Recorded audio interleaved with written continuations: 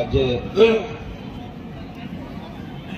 भगवान ने बौद्ध जी के चरणों में चरण स्पर्श, परम पूज्य बाबा साहब के चरणों में चरण स्पर्श और मंच पर विराजमान आयोजन समिति को बहुत बहुत धन्यवाद देना चाहता हूं। मैं यहाँ का नाम बहुत दिन से सुनता आया हूं।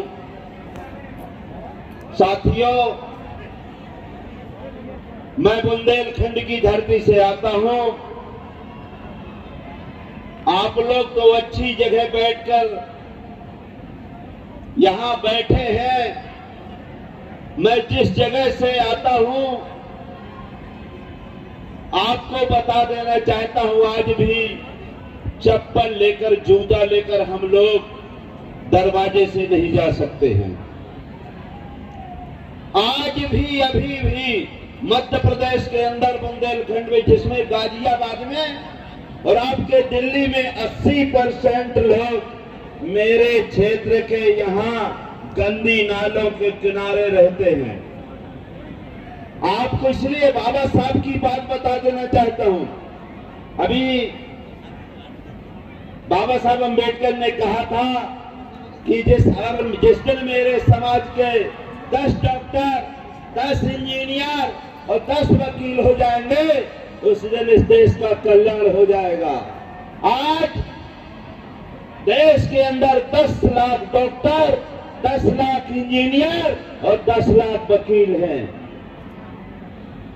मैं आपसे निवेदन कर रहा हूं कि जब तक हम बाबा साहब की जयंती मनाते हैं और उनके अगर हम हर जयंती में एक एक चीज का अनुकरण करके जाएंगे, तभी बाबा साहब का सपना पूरा होगा। बाबा साहब का ऐसे सपना पूरा होने वाला नहीं है। अब आप कहते हैं बाबा साहब को अंधविश्वास की बात मैं कहना चाहता हूं कि मध्य प्रदेश के अंदर जिस तरह से पूरे देश में जितने बाबा बैरागी नहीं है, वो केवल मध्य प्रदेश के अंदर आते हैं। मैं भी यहाँ बागेश्वर धाम का नाम आपने सुना होगा। मेरा प्रतिदिन टीवी, हर अखबार, हर टीवी में आता होगा। पाखंड का जो ज्योति जलाने वाले हैं, वो मध्य प्रदेश के अंदर पूरे भारतवर्ष में बाबा साहब के मिशन को कमजोर करने में लगे हुए हैं। हम कौन पाखंडियों से लड़ाई लड़ना पड़ेगी। आज हम एक मंच बनाते हैं, वो हर गांव में मंच बना करके, ढोंग फैला करके और हमारे लोगों को आगे बढ़ने से रोकते हैं। आपने देखा होगा। मैं आपको इसलिए और कहने के लिए आया हूं कि जिस समाज के माननीय नरेंद्र मोदी जी हैं, जो अपने आप को कहते हैं मैं तेली समाज का हूं, आज भी मध्य प्रदेश के अंदर तेली समाज का आदमी सुबह जो बाथरूम के लिए, फ्रेश होने के लिए 8 बजे के पहले नहीं निकल सकता है। उसका मुंह देखना पा है। जय वर्णाधम तेली कुम्हारा, सुपच किरार कोल कलवारा। ये वर्णों में अधम है, मैं भी उसमें आता हूं। जय वर्णाधम तेली कुम्हारा सुपच किरार। हमारे प्रदेश के मुख्यमंत्री जी आदरणीय स्वराज जी, उनका ही मुंह देखना पाप है। आज अभी की बात कह रहा हूं, हमारे यहां एक शुद्धिकरण की प्रथा होती थी। शुद्धिकरण की प्रथा, जो बच्ची की शादी होती थी, 3 दिन उनको पहले बड़े लोगों के यहाँ जाना पड़ता था उस डोली को लेकर के। जब उसका शुद्धिकरण होता था, इसके बाद वो अपने परिवार में आती थी। महात्मा ज्योतिबा फूले साहब जब एक शादी में अपमान हुआ और उन्होंने कहा कि अब तो मुझे मरना है, मेरा अपमान हुआ है, मुझे भगाया गया है। तो जब वो मरने जा रहे थे, जब वो नदी के किनारे गिरने ही वाले थे, तो वहां के कुछ सचूर जो शूद्र समाज के लोग थे, जो हंडी गले में डाले थे और पीछे झाड़ू लगाए थे, वो बोलने लगे अगर मरना है तो हमारे लिए मरो। इसलिए आप लोगों को मैं निवेदन करने के लिए आया हूं, आप ऐसी जगह से हैं, अगर आपको मान सम्मान बढ़ाना है तो ऐसे क्षेत्रों में आप लोगों को यहां दिल्ली से काम करना होगा। जो आज 90% लोग दिल्ली जम्मू कश्मीर में हमारे यहाँ के लोग आते हैं, केवल 1-2 आदमी उनके घर में रहता है, 90% घरों में ताला लगा रहता है। दोस्तों, मैं इसलिए नहीं कह रहा हूं, ऐसी परिस्थिति में जहां अगर हमारे यहाँ का राजा निकल जाता है तो उसके सब पैर छूने को नहीं मिलते हैं, जहां से उनकी गाड़ी निकलती है उसके टायर के पैर पड़ना पड़ता है। लड़ाई वो कहलाती है, लड़ाई वो कहलाती है जो, और मैं इसलिए बता देना चाहता हूं, पहला चुनाव में उमा भारती के खिलाफ लड़ा, भैया राजा के खिलाफ लड़ा। जिसके चुनाव लड़ता था उसको सीधे मगरमच्छ को ऊपर डाल दिया जाता था तालाब में। मैं भी विधायक बना, जिला पंचायत अध्यक्ष बना, मंडी अध्यक्ष बना, लड़के को भी विधायक बनाया, लड़के को भी जिला पंचायत अध्यक्ष बनाया, क्लास 1 की नौकरी की, लेकिन किसकी बदौलत? बाबा साहब अम्बेडकर की बदौलत। तो हम लोग कांटों में चलकर आए हैं। बाबा जो पाखंडी, जो पूरे भारत में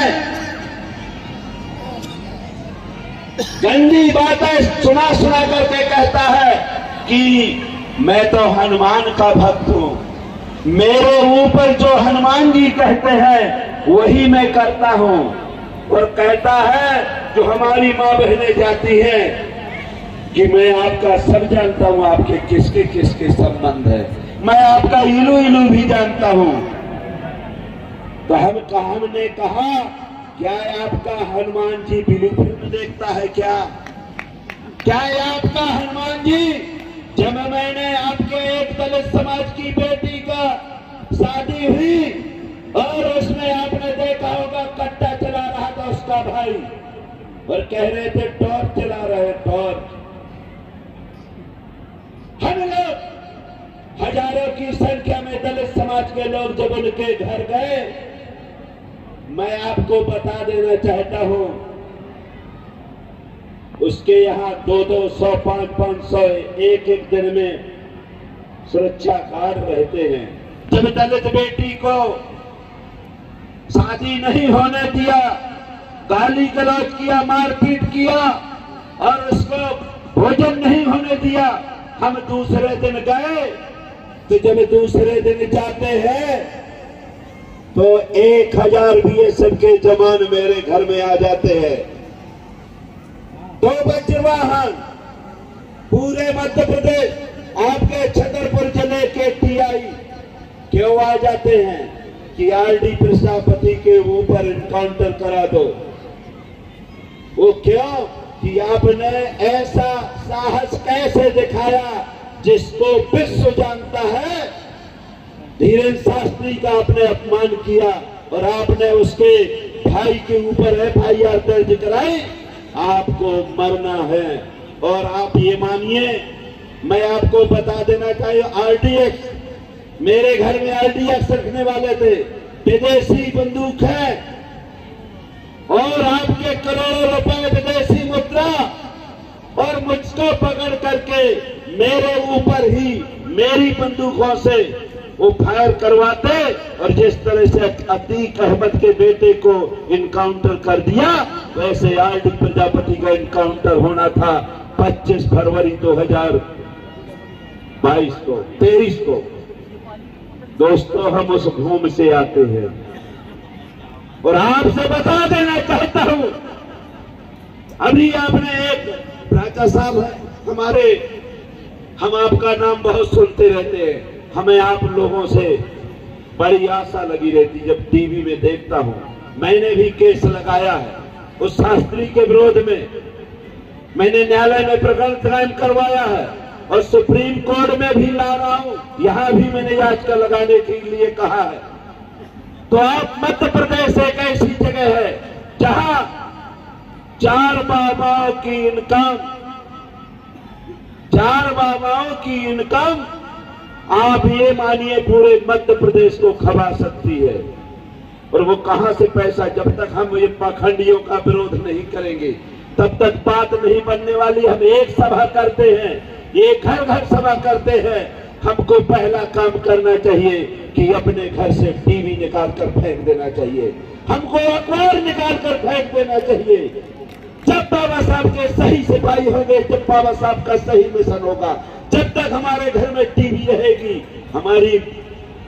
आप जो मैंने पहले बताया कि जितने भी हमारे डॉक्टर, इंजीनियर, IAS, IPS है, वो केवल बीवी और टीवी लेके घूमते हैं। बाबा साहब के नाम से जाने जाते, बाबा साहब के नाम से वहां तक पहुंचे हैं, लेकिन बाबा साहब की बात करने वाला कोई नहीं है।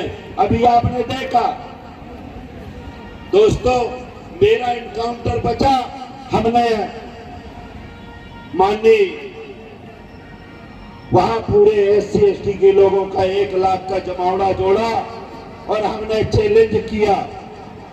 तो आप लोगों को, दिल्ली वालों को, जो हमारे दूर दराज के प्रदेशों में रहते हैं, यहां से आप लोगों को लड़ाई लड़ना पड़ेगी। और आपसे मेरा व्यक्तिगत निवेदन है, क्योंकि यहाँ आप बैठ सकते, बोल सकते हैं, आज भी हम लोग कुओं में पानी नहीं भर सकते। ये मेरे ऊपर आक्रमण क्यों हुआ था? क्योंकि वहां दलित समाज के लोगों को कुआं उनका बोल दिया गया। उनके यहाँ तालाब था पानी पीने का, तालाब को पूर दिया गया। जहां उनके शमशान घाट में जो उनके मुर्दे जलाए जाते थे, उन मुर्दे को उन्होंने अतिक्रमण कर लिया आपके धीरेन्द्र शास्त्री जी ने। और वो आज खेतों में अपने मुर्दों को जलाते हैं और वहां से हजारों आदमी पलायन कर बाहर चले गए। हमने हजारों आदमी के साथ जिला कलेक्टर के यहाँ अनशन किया और 6 दिन तक धरने पर बैठे पूरे परिवार के साथ, लेकिन उनके ऊपर आज तक कार्रवाई नहीं हुई। मेरे ऊपर प्राणघातक हमला हुआ। जब मैंने ये काम किया, मेरी गाड़ी तोड़ी गई।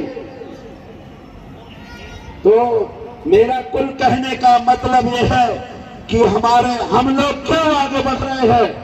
हम लोग मध्य प्रदेश के लोग इसलिए कि हमारे यहाँ जो कचरा है, जो नरकी जीवन है, हम लोग यहाँ से गंदे नाले में डूबे हुए हैं। हम अपनी नाक ऊपर करने के लिए आगे आ रहे हैं, बाबा साहब को मान रहे हैं। और आप लोगों के तो गंदा है ही नहीं है, आप स्वच्छ जीवन जी रहे हैं, इसलिए आपको बाबा साहब याद नहीं आता है, केवल एक दिन आता है। यहाँ के लोगों को मैं बहुत बहुत धन्यवाद देता चाहता हूँ कि 3 दिन जो आप लोग ये कार्यक्रम करते हैं उसके लिए आप बधाई के पात्र हैं। लेकिन हमको गांव-गांव में इसी तरह से कैडर करना पड़ेगा। और यहाँ लाखों लोग जो बुंदेलखंड का, आप कहीं भी चले जाए, आप किसी भी गन्ने नाले के किनारे चले जाए, आपको बुंदेलखंड के लोग ही मिलेंगे, चाहे उत्तर प्रदेश के हो चाहे मध्य प्रदेश के, जो नरकी जीवन जी रहे हैं। वहां हम लोग लड़ाई लड़ने का काम कर रहे हैं। अभी आपने देखा होगा रामभद्राचार्य जी, उन्होंने एक टिप्पणी की थी कि मरे मुलायम काशी राम, बोल प्रेम से बोलो जय श्री राम। 16 अप्रैल को जहां से रामभद्राचार्य जी आते हैं, उनका शिष्य धीरेन्द्र शास्त्री आता है। हमने ऐलान किया है कि पूरे शहर में इनका पुतला हम लोग लेकर के जाएंगे और इसके पुतले को दहन करेंगे। ऐसा काम हमको करना पड़ेगा। और हमने कहा, ये शास्त्री, ये आपके रामभद्राचार्य जी, मैं तो सोचता था आप ऊपर से अंधे हैं, लेकिन आप दिल से भी अंधे हैं। और आपके जो गंदगी भरी है, क्योंकि ये व्यक्ति जब आपके यही रामभद्राचार्य जी जब बच्चियों को मंत्र देता है तो बच्ची का मुंह और अपना मुंह ढक करके, अगर गंदी बात नहीं है तो तेरे तो आंख नहीं है, तू तो गलत निगाह से देख नहीं सकता, तो ऐसे कुकर्मियों से हमको लड़ना पड़ेगा। अगर इनका विरोध नहीं करेंगे, क्योंकि हम लोग एक आंगुल जाते हैं, ये 100 किलोमीटर चलते हैं, और जब 100 किलोमीटर चलते हैं तो हम लोगों को इनको रोकना पड़ेगा। और जब तक हम इन बाबा साहब अम्बेडकर ने कहा था कि हमें किस पे कब्जा करना है, लोकसभा विधानसभा में जहां हमारी तकदीर लिखी जाती है, जहां से हमारी तकदीर लिखी जाती है, हमको उसमें कब्जा करना है। आपको मेरा एक निवेदन है कि आपको मूर्ति पूजा पे ज्यादा ध्यान नहीं देना चाहिए। बाबा साहब अम्बेडकर ने कहा था कि मैं मूर्ति में नहीं रहता, मैं किताबों में रहता हूं। हमको किताबें पढ़ करके बाबा साहब के जो उपदेश है उनको गांव-गांव में सिखाना चाहिए, गांव-गांव में जाना चाहिए। और क्योंकि काफी टाइम हो गया है, मैं भी महू से कल चल कर आया हूं। मैं 24 घंटा हम बाबा साहब के लिए रात दिन सेवा में लगे रहते हैं। और आप ये मानिए कि मैं भी एक गरीब समाज का हूं। मैं उस घर से आता हूं जहां आपके मैं बता रहा हूं कि हम लोग खड़े होकर नहीं जा सकते थे। एक साल में 5वीं पास किया मैंने, बहुत गरीब घर के। जब मैं छोटा था तो एक हरजन, अब उस समय हरजन कहलाता था, एक हरजन अखबार निकलता था। मैंने जब अपने घर में मंगाया तो पूरे ठाकुर मेरे घर में आ गए थे प्यास से। जबकि हम जानते, अब जानने लगे कि हरजन का मतलब होता है हरामी की औलाद, जिसके बाप का पता नहीं होता। हम हरजन नहीं थे, लेकिन उस समय नहीं जानते थे। तो हम लोग आज भी वहां अंदर की जीवन जी रहे हैं और उनकी लड़ाई बड़े पैमाने पर लड़ रहे हैं। इसलिए मेरा निवेदन है कि हमको इस विचारधारा को, जो आप कितनी दिल्ली में है, आप एक मूवमेंट को चला सकते हैं, देश में मूवमेंट जा सकता है। और आप लोग, हम लोगों से, मैं आप लोगों से निवेदन करूंगा, प्राचार्य साहब से भी, आप लोगों से, कि एक बार बुंदेलखंड की धरती में आप लोग पधारें तो हमारे लोगों का कल्याण होगा। और हम यही चाहने के लिए यहाँ आते हैं। बहुत बहुत धन्यवाद। जय भीम, जय भारत, जय संविधान, जय विज्ञान। दीदी श्रद्धेय आर डी प्रजापति जी का